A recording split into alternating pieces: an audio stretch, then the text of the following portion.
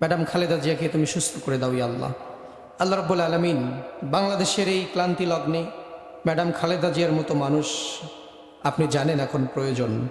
আল্লাহ তো আপনি তাকে সুস্থ করে দেন। আল্লাহ সুস্থ করে আমাদের মধ্যে আবার ফেরায় দেন।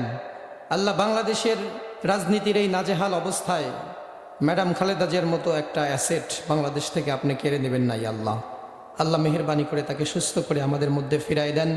আল্লাহ তাকে আপনি মাফ করে দেন, তার জীবনের গুনাহখাতা মাফ করে দেন, সুস্থ করে দেন।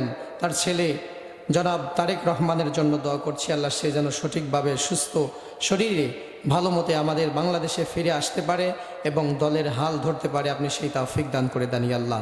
আজকের যে জননেতা আমাদের এখানে বক্তব্য দিল জনাব আব্দুল মতিন সাহেব, আল্লাহ এখানে দেখা গেল যে মানুষ তাকে সমর্থন করছে।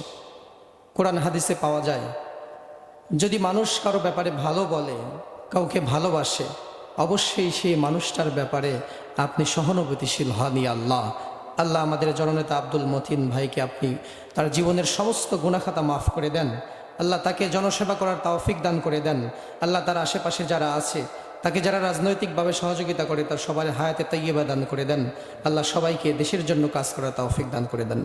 সুবহানা রাব্বিকা রাব্বিল ইজ্জাতি আম্মা ইয়াসিফুন ওয়া সালামুন আলাল মুরসালিন ওয়ালহামদুলিল্লাহি রাব্বিল আলামিন। লা ইলাহা ইল্লাল্লাহু মুহাম্মাদুর রাসূলুল্লাহ।